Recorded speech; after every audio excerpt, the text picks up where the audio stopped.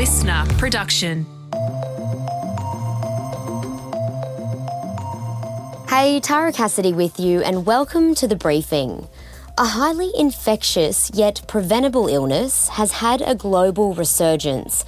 And despite decades of advanced medicine, technology and awareness, we're seeing measles outbreaks breaking records in some countries.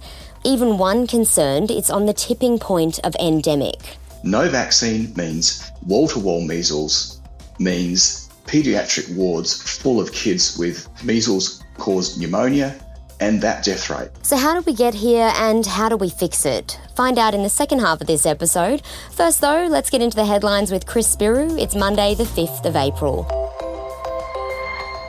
Morning, Tara, and to you listening, happy Monday. Hey, did much happen over the weekend, Tara? No, nothing. Yeah, I had a pretty quiet one. There was an election or something about a Prime Minister. Something like that, I think. Please welcome my dear friend, our Prime Minister, Anthony Albanese. Serving as your Prime Minister is the greatest honour of my life.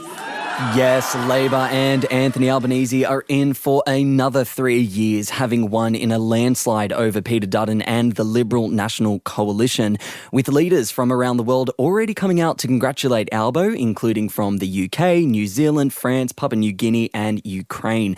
As for our re-elected PM, once Dutton had conceded and phoned him to congratulate, he was off to Sydney's southwest, using his first speech to make a point. The first thing that I do tonight is to say thank you to the people of Australia, and I acknowledge the traditional owners of the land on which we meet, and I pay my respects to elders past, present and emerging today and every day.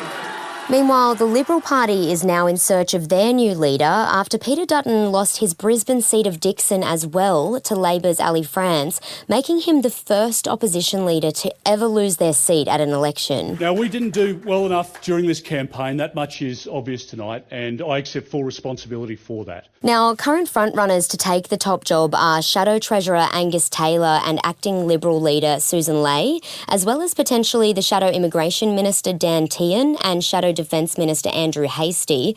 However, with seats still being counted, it's still too early for such a call to be made, but no doubt those discussions are happening right now. Yeah, I mean, Susan Ley came out with a statement to say that we're not going to have those discussions until the count is fully in and formally done. And I just think, yeah, right. We know how politics works. Like you said, there is absolutely no doubt those discussions are already happening. Now, looking at the actual election results, as we record this, Labor's secured 85 seats. Now, that's based on projections from most models and analysts. Some outlets are actually going as far as to say that they think Labor could reach as many as 90 seats in the coming days, which is, if you're just tuning into politics for the first time, that's massive. And for context, when we say this is a historic win, we mean it. That's no exaggeration. Labor's biggest win in terms of just seat numbers dates back to Bob Hawke in the 80s, who had won 86 of the 148 seats available at that time. He's followed by Kevin Rudd on 83 seats in 2007. Meanwhile, if we're just talking about two-party preferred, the only PMs to get such a strong result previously dates back to PMs like John Curtin and James Scullin. We're talking in the 1920s, then 1940s there. Yeah, wow, what a result. And look, in terms of the rest of the weekend's results, let's take a quick look at that. And wow, has there been a shift? So last federal election, the Greens managed to secure 4 seats, but this time they've already lost 2 of those, and there's still 2 being contended, one of them being in Melbourne with Greens leader Adam Band, who's partially in the lead for his. Meanwhile, the Trumpet of Patriots, despite their very best efforts and spamming, have not secured any seats, as well as One Nation, although One Nation's Lee Hansen, which is Pauline Hanson's daughter, is in a tight competition with Jackie Lambie for a seat in the Senate. And the Independents so far have managed to secure 10 seats in the House of Reps, and that's an increase of 1 so far from the last federal election. Yeah, and as for where the losses have been felt, they're almost entirely the Liberal or Liberal coalition seats, 13 between them, 1 national seat and those 2 Green seats we mentioned mentioned earlier. Of those losses, there have been Labor's gain, winning back 15 seats so far, the other going to independents. There are still 16 seats in doubt right now. It looks like the ALP are a little bit ahead in 2 of those electorates. It's very tight in 11 of them, like right on the margin. Yeah, and look, one thing is for sure, if this isn't proof in the pudding that absolutely every vote matters at an election, it's clearly the difference between who has seats at the table and who does not. Meanwhile, Labor, now, they have increased their majority and they're going to be able to pass legislation with more ease now. They won't have to do as many deals. And look, it'll be a wait and see, I think, at the moment for Anthony Albanese and what he's going to do with his first few days back in the hot seat. Yeah, I mean, with all the polls pointing towards a minority government, or even last year that Labor would not be getting in, there's no doubt, like, Albo's walking around today and all of yesterday being, with a bit of a pep in his step. But according to all the Labor front benches, their second term in government is going to be a very responsible term in government. They don't want to ruffle any feathers and they're not going to backflip on some of their major policies. So things like the HEX reductions, the housing promises, the cost of living promises, because if they do, they're saying that the Australian people are going to show them the door come next election. Staying with politics, but with some surprise news from Nationals Deputy Leader Barnaby Joyce.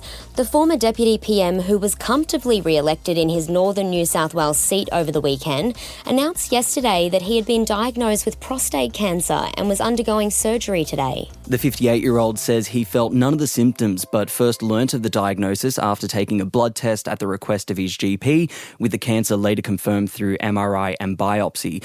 Prostate cancer is the most commonly diagnosed cancer in men in Australia, with around 1 in 6 males being diagnosed before they're 85. Joyce says he feels very lucky to have discovered it early, urging others to watch for symptoms and get tested, adding he will take a little time off to recover and will be back to work as soon as possible. To Brazil now, where police say they've thwarted an alleged bomb attack planned for a free Lady Gaga concert in Rio yesterday. Brazilian authorities say 2 people were arrested in the hours before the biggest show of the pop star's career, which saw her perform to more than 2 million fans on Copacabana Beach. Police say the adult male and teenager have been arrested, alleging both were planning on using improvised explosives, including Molotov cocktails, and were part of an online group that promotes hate speech and violence. And at this stage, it's understood that their motive was to gain notoriety on social media. Yeah, which is some horrifying news to be discovering, after the concert. We're all kind of living through the 2016 reminder of Manchester with Ariana Grande, that these are things that we don't want to be seeing as part of our music culture and our concert culture, that's for sure. And look, I'll be honest with you, I'm devastated that this is how we're covering the story, because from what I saw on socials yesterday, this concert was incredible.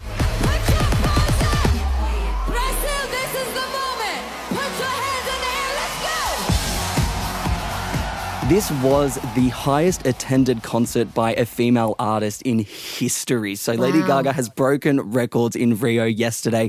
It surpassed Madonna's 2024 performance at the same venue, which drew 1.6 million people. So, I mean, some incredible results coming out of that. And the fans were in full force. I was seeing TikToks of people sneaking in to listen to the rehearsals, which is just so good. But hey, the Guinness World Record still belongs to Rod Stewart. He actually drew in 3.5 million fans to New Year's Eve to the beach in 1994. So, I mean, look, there's still time for Gaga to break that record. She is a young lass. She's only 39 years old, and arguably these performances that she's been coming out with, especially Coachella last month, I mean, there's so much left in the bag for this lady, and I cannot wait to see what she does. Absolutely, me too. Thank you so much, Chris. And look, that brings our headlines to a close for today. And coming up next is my deep dive, looking into what is going on with measles around the world and what we can do to try and stop it. Have a listen to that up next.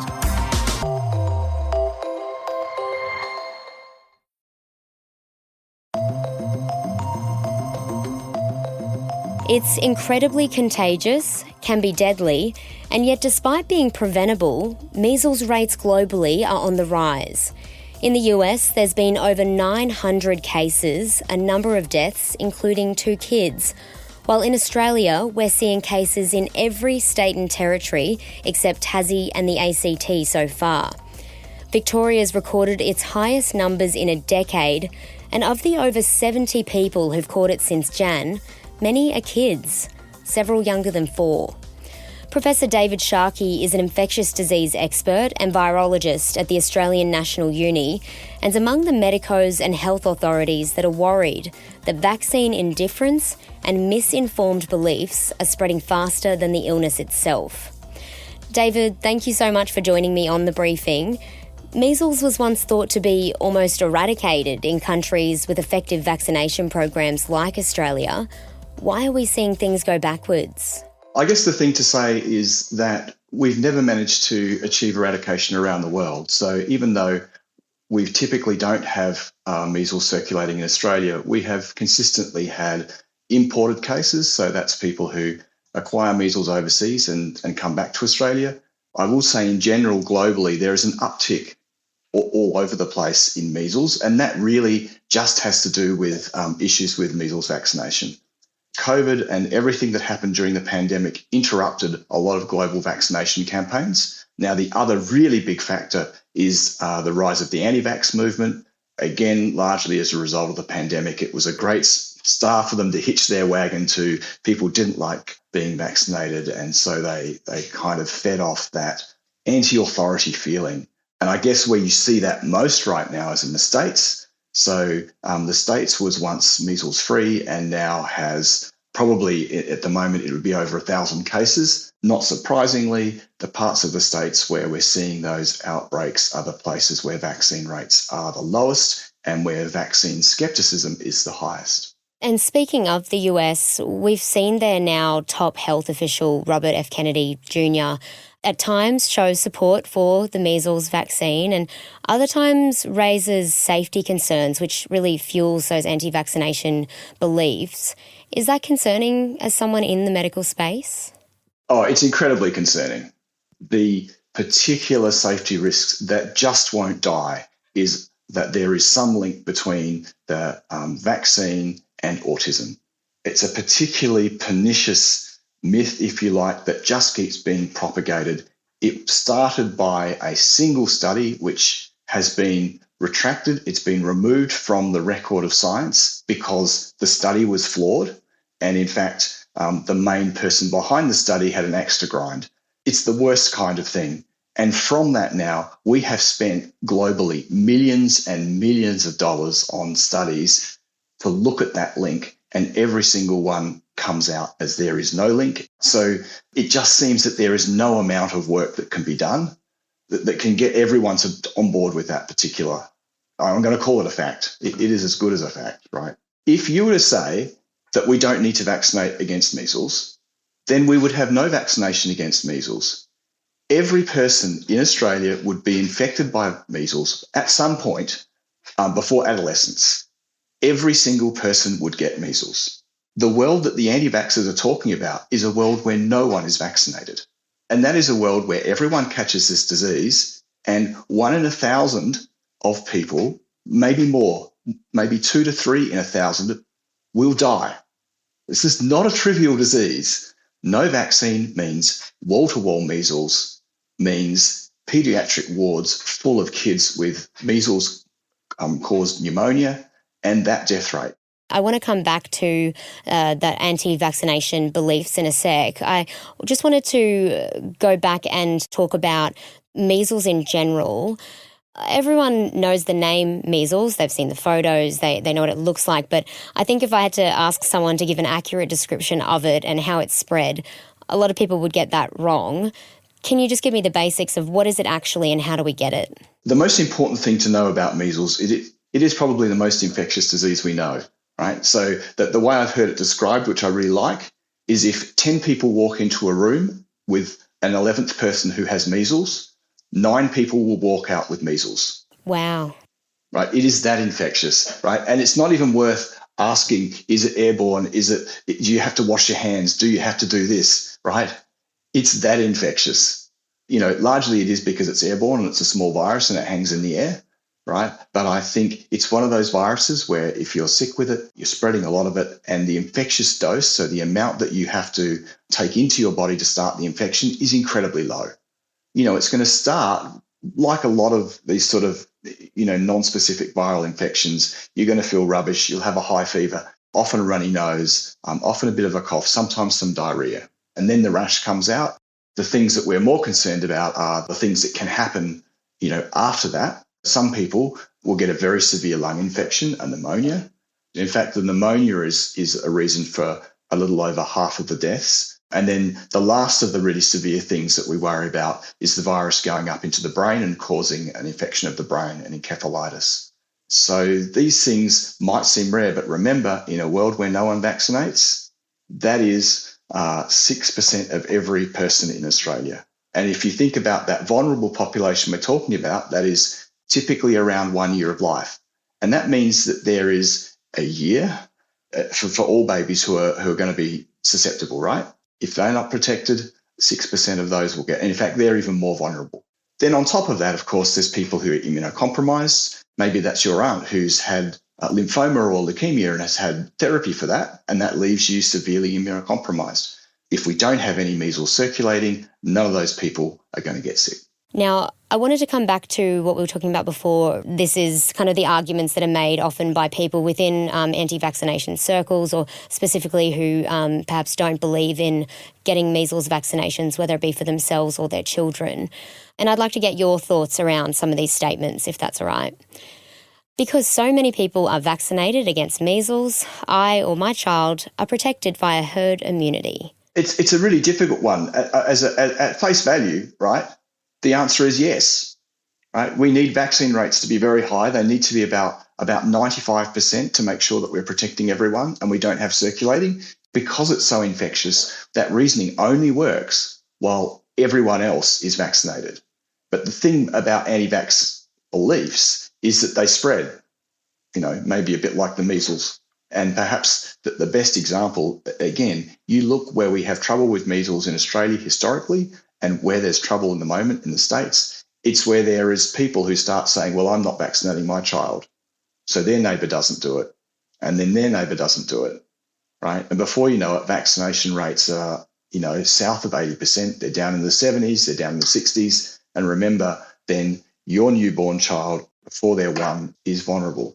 I think people overestimate how well they'd be protected by the herd, if you like, by everyone else being vaccinated. They underestimate how infectious measles is, and they also underestimate how bad a disease it is.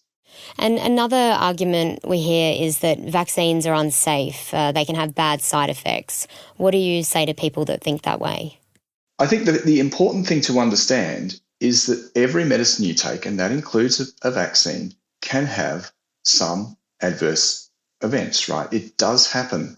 The rates of those things are very low. Now, the measles vaccine is the sort of vaccine that is actually a weakened strain of the virus. One of the ironic things is that the anti-vax movement is almost starting to eat itself. I've heard anti-vaxxers say we shouldn't have vaccines. What we need to get is we need to take the virus and just make it a bit weaker, right? And give that to everyone, and then we'll all be protected. I did hear that. That is the literal description of the measles vaccine, right? It's extraordinary. But what that means is that when kids get this at the age of 1, some of them will have a high fever for a while because it is a weakened strain of the virus, right? So if young children get a very high fever, they can sometimes have an episode of convulsion, which is pretty terrifying to see. But again, it's not life-threatening. If you want to start talking about the side effects that are actually severe, now we're talking at rates that are 1 in 100,000, 1 in a million. And I want to put that next to the death rate from measles if no one is vaccinated. And that sits at about somewhere between 2 and 4 per 1,000 people infected. Can I say the vaccine has zero risks? No, of course I can't. Right? But it's a matter of relative risk. Do you want to live in a world where everyone will get measles, and that means everyone has got a 2 in 4 chance of dying of measles? Or do you want to live in a world where we all vaccinate and 1 in a million will have something that happens that's really unfortunate? And of course, the difficulty here is that if it's your child that's the 1 in a million, to you that's as devastating as anything. And I don't know what you can say in that situation, right? It's just a horrible thing, and I don't want to make it sound like that's that's okay. And if we could make the vaccine better, we would do it. The other myth that's put out is that these vaccines are just chucked out into the community and we don't care anymore, right? And that's absolutely not true. We monitor adverse events for all vaccines that are in the community, right? And we're constantly trying to think of ways of making them better. And there was just one other kind of argument I wanted to put to you. Again, another kind of belief from anti-vaccination communities is that vaccines don't provide complete immunity, even when fully vaccinated. Contracting an illness or surviving it provides stronger natural immunity. What would you say? So that statement varies greatly across vaccines, okay? And actually, when you apply it to the vaccine that we have for measles, and I haven't said that it's the MMR vaccine, so it's measles, mumps and rubella, so you get 3 for the price of 1. And in fact, there's a quadrivalent one that's got an extra in there now. So that's one of the best vaccines we have. For a long time, we only gave it once, and I think that got protection to close to 90% of the vaccinated population, of all the people who are vaccinated. But we now give another one, and that picks up that last 5%. So it's true, not everyone, right? Not absolutely everyone. But again, if we want to come back to this idea of herd immunity that, again, you mentioned earlier that some of them like to think that they can mooch off, there will be some people, but if everyone gets vaccinated, then those people for whom the vaccine, for whatever reason, hasn't worked as well, they get protected as well. But the vaccine for measles is actually one of the best we have, and the protection is really great, and it's durable. So you have those two shots, and you'll be protected for life. Some great information to be sharing with people, especially as we're seeing kind of more and more cases pop up around Australia. David, thank you so much for joining me on the briefing today. That's fine. Thanks for having me. That was ANU virologist Professor David Tscharke speaking with me there about measles and the outbreaks that we're seeing across the globe. Thanks for listening to this episode of The Briefing. That's it for now. Before you go, though, we would love it if you could share this ep with someone who you think might find it interesting. Or if you want to keep up with our other content, you can check us out on Instagram at The Briefing Podcast and on TikTok and YouTube, search Listener Newsroom. I'm Tara Cassidy. See you next time.